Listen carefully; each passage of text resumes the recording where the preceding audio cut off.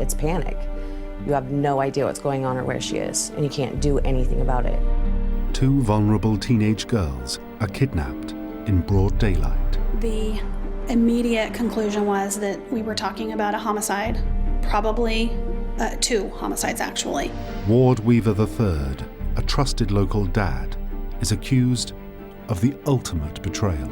The girls, Miranda and Ashley, looked at him as like a father figure. He is suspected of murdering them both, but proving his guilt is next to impossible. There was no crime scene. There was no scattering of books. There was no blood. There was no physical evidence of any sort. This is the story of Ashley Pond and Miranda Gaddis, the Oregon City girls, and the long struggle to bring their killer to justice.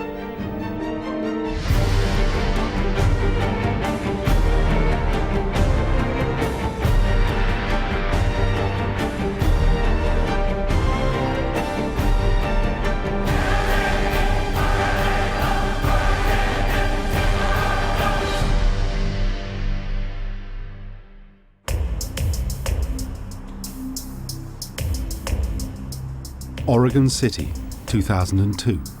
The site of 2 large paper mills about 20 miles south of Portland, Oregon. This community has suffered the same fate as many industrial towns across America.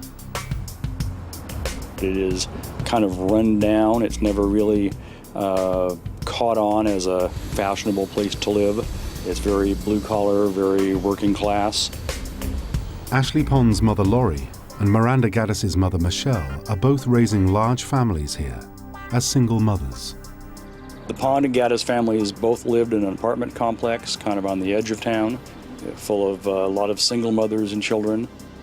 Both families had been involved with dangerous men who had been convicted of violent crimes recently. 12-year-old Ashley and 13-year-old Miranda are part of a large social scene at the apartments, along with Miranda's 9-year-old sister, Mariah. We had a single mother raising us who was there when it was convenient for her. So it was rough. It was difficult because other kids had both parents and we didn't. On the morning of January the 9th, Ashley Pond leaves home to catch the school bus. She walks up the long drive connecting the apartments to the main road. But by the time the bus arrives, Ashley has vanished. At the very beginning, we did think maybe she just ran away. There was a lot of things going on in her life. But after a week or so, and there was still nothing and no word from her, nobody had seen her, you know, we knew that something else was going on. The Oregon City Police put out a press release and talked about it. After a short time, they decided that it was possible kidnapping or something like that, and the FBI actually got involved. About 7:30 in the morning, she left her apartment, the Newell Creek Apartments, and quite frankly disappeared. There was no crime scene, no indication of an abduction. By the time she left her apartment, she was not seen again. Then on March the 8th, Ashley's friend Miranda Gaddis also disappears. 60 days to the day. Miranda Gaddis, who lived in the same apartment complex as Ashley, disappeared under remarkably same conditions. She got up, left for school at 7:30 in the morning, and was never seen again. Miranda's mother, Michelle, searches all over town, but can't find any trace of her daughter. At the police station, when we walked in, Michelle was visibly crying. And she went up to the desk and she said, "My 13-year-old daughter is missing and we can't find her." And literally the entire police station, stopped.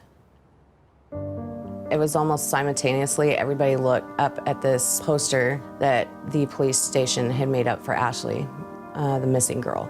In that moment, the things that run through your mind about where Miranda could be, what's being done to her, and who she could possibly be with, it's one of the worst feelings in the world because it's panic.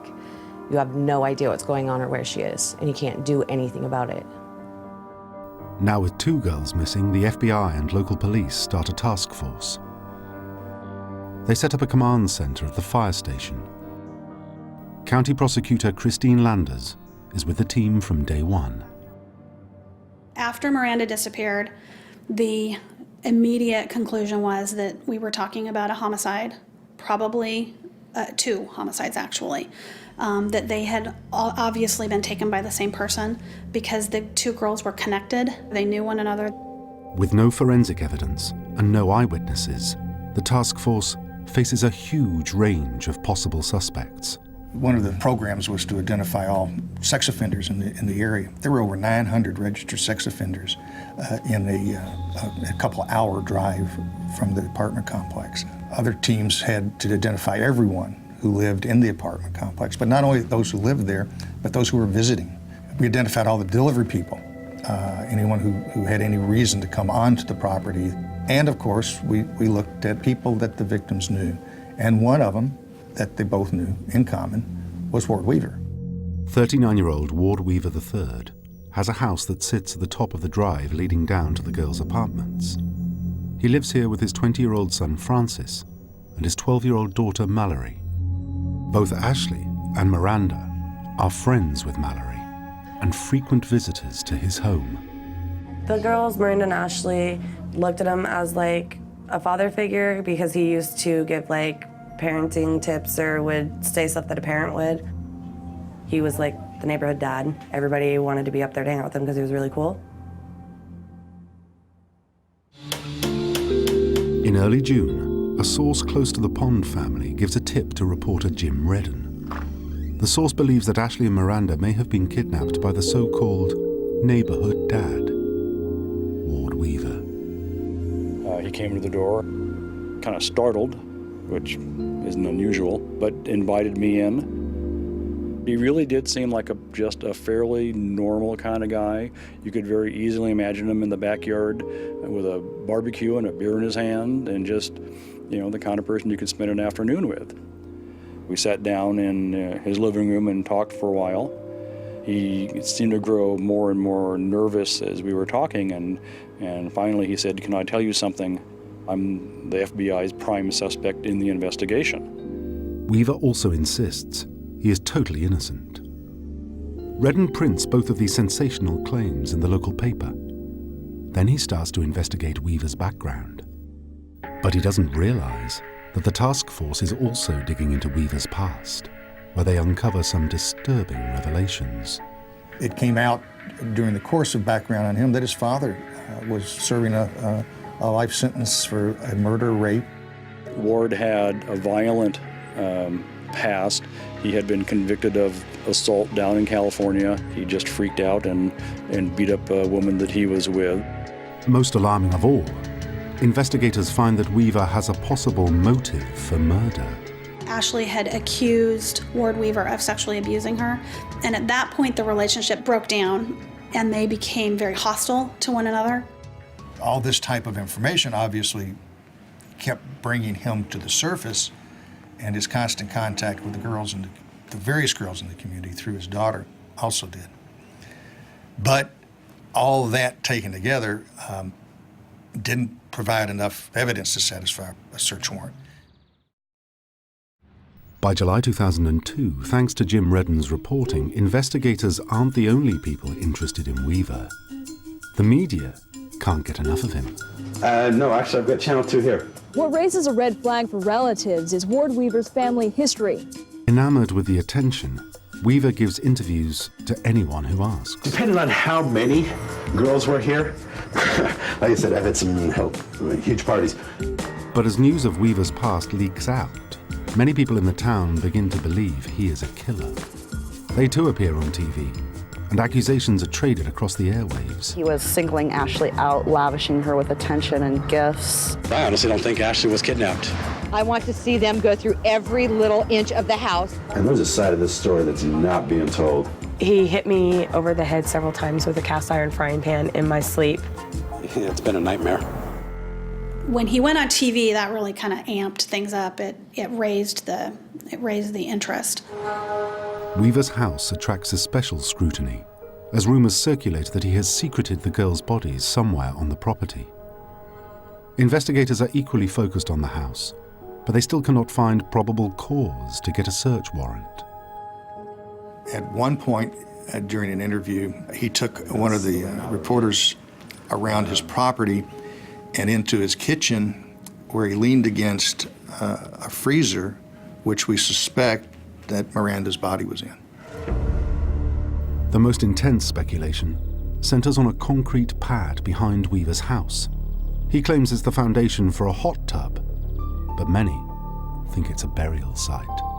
The story had really taken on a genuine life of its own, that he had, emerged as a very suspicious character once everything in his background had come out. People had left signs at his house and on the concrete pad, one that said, "Dig me up." The relentless attention puts an enormous strain on the Weaver household.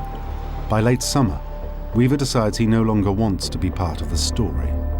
He had been preparing to leave town. He had quit his job, and he had told friends and relatives that he was going to move out because he didn't want to be in the spotlight anymore. On the evening of August the 13th, Weaver's car is loaded and ready to go.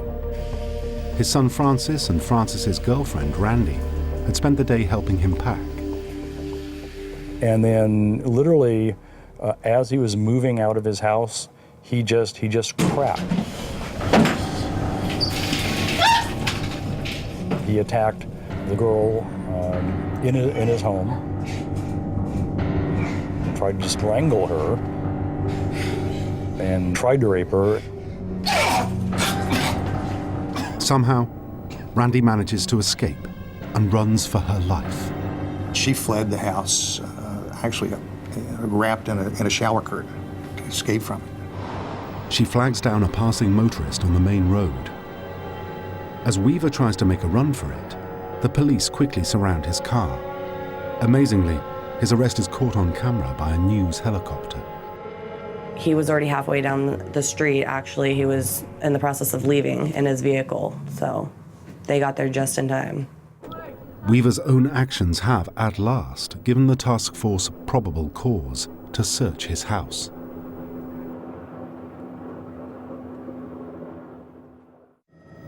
On August 23, 2002, they obtain a warrant to look for Ashley and Miranda's bodies.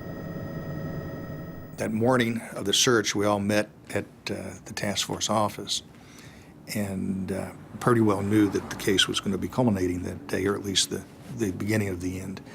And we talked to all the officers and agents, and I told them, that this morning you're going to be entering into a graveyard of little girls. The search was all day that first day.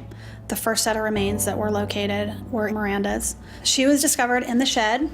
She was in a cardboard box, and it was a microwave box. It was remarkably small. So she was in the fetal position, I suppose you would say, but and her arms were sort of placed around her legs. At that point, it was a full-blown media circus. We reporters and just other interested people could watch the scene from a rise across the street, just kind of a little hillside.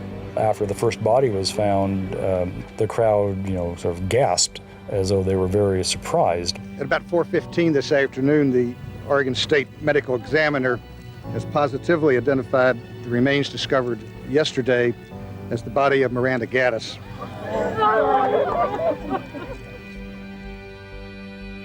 For 2 days, the task force painstakingly searches every inch of the property. Ashley was underneath the concrete pad. It's not just a matter of taking a big jackhammer and boring right down. Every grain of dirt has to be sifted. Everything has to be looked at as you get further and further down in case there's evidence. Ultimately, when they got all of the pad off and started to dig down, they found 3 55-gallon drum kind of barrels, and Ashley was in one of those barrels. Ashley had been missing for almost 8 months, Miranda for 5. I know I was crying a lot, and I kept saying it wasn't true, because obviously it was true, but I couldn't accept it. All the 5 months that we spent hoping it was like fake almost. Like I was standing outside of this watching this happen, but it wasn't Miranda and it wasn't us and it didn't happen. And I didn't cry, I didn't say anything. I just said, okay. Weaver is indicted on 17 separate charges, including the attempted rape of his son's girlfriend and sexually abusing Ashley when she was still alive. Numerous counts relate to the aggravated murder of Ashley and Miranda.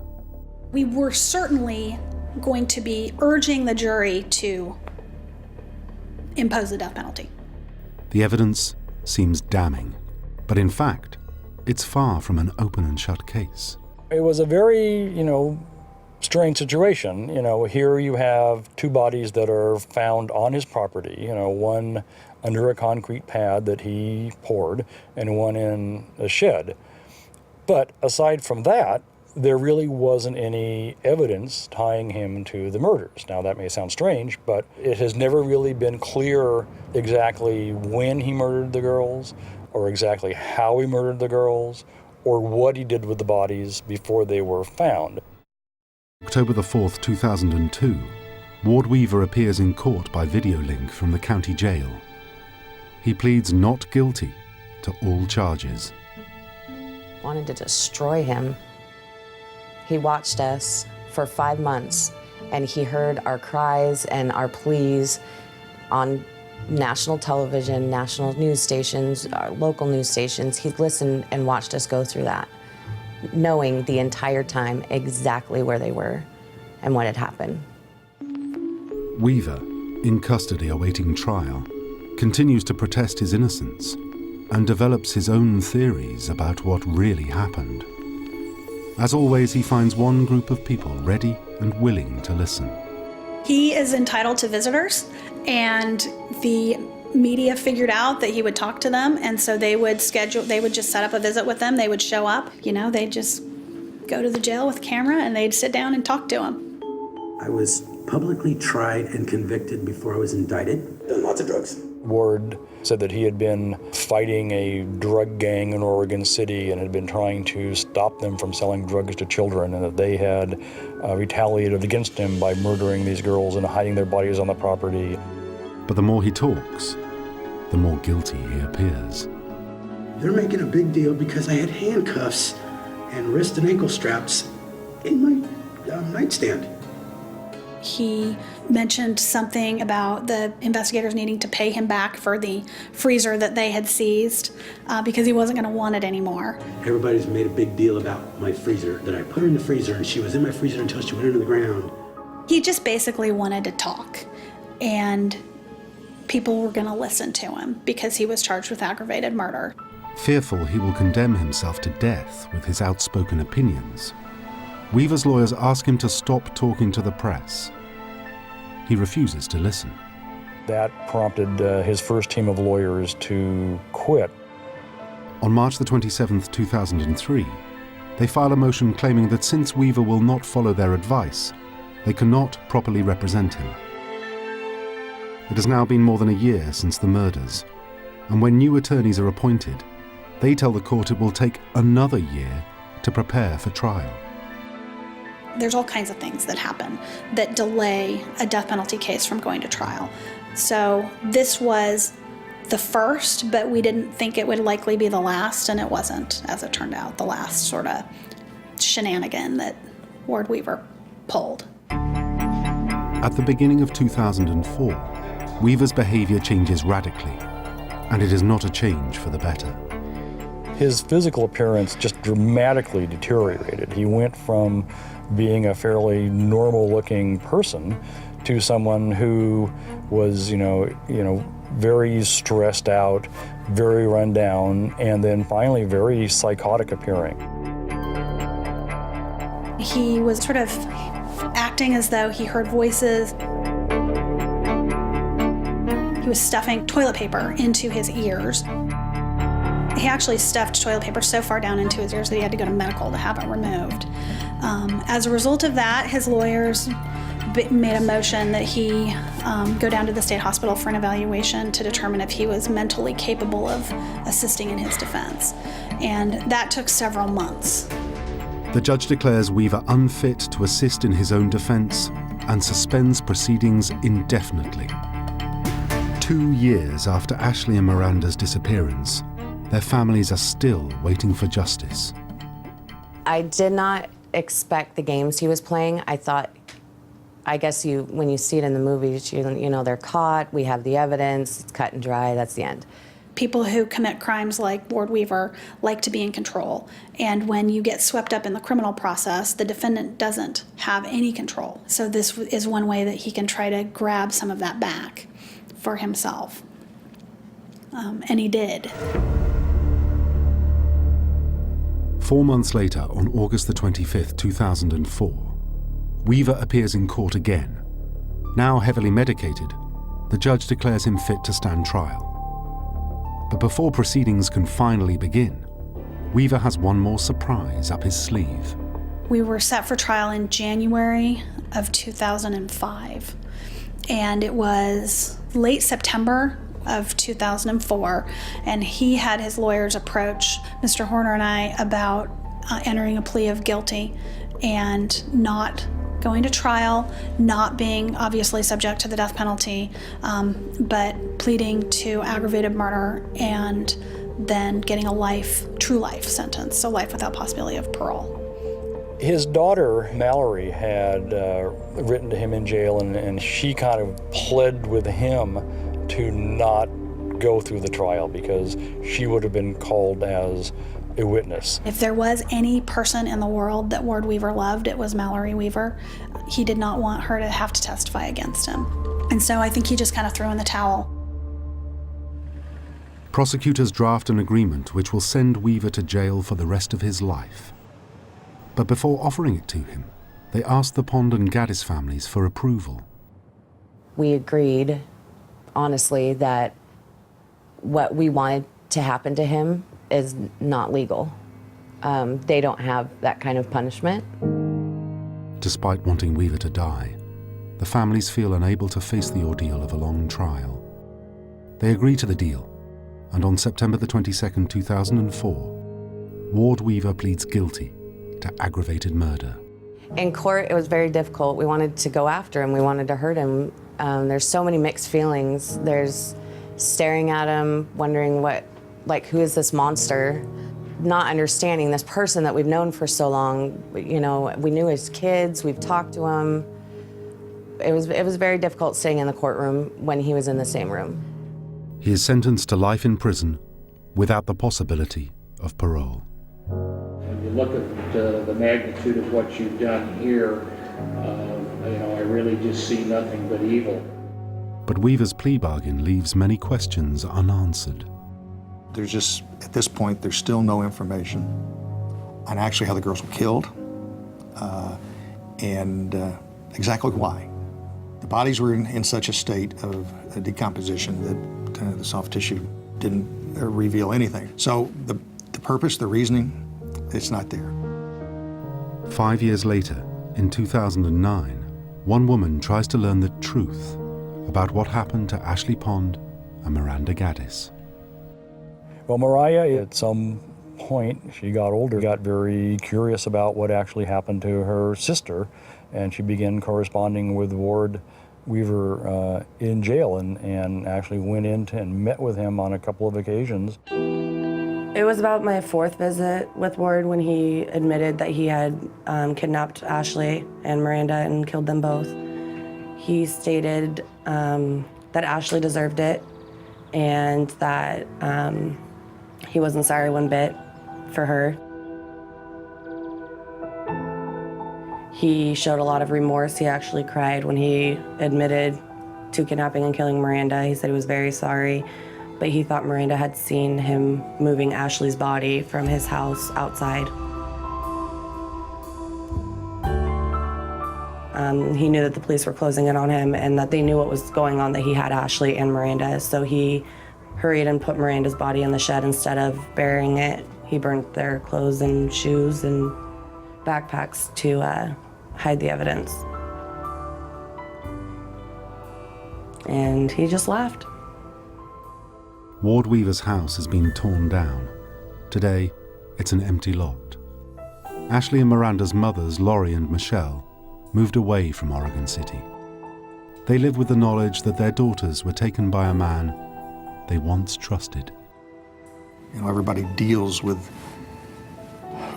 these types of tragedies in different ways, but you know, you first start out hopeful. She's late. Then you start hoping she's run away. And then you realize that's probably not the case. It just doesn't add up. And then I guess there's a process of accepting that perhaps the worst could have happened.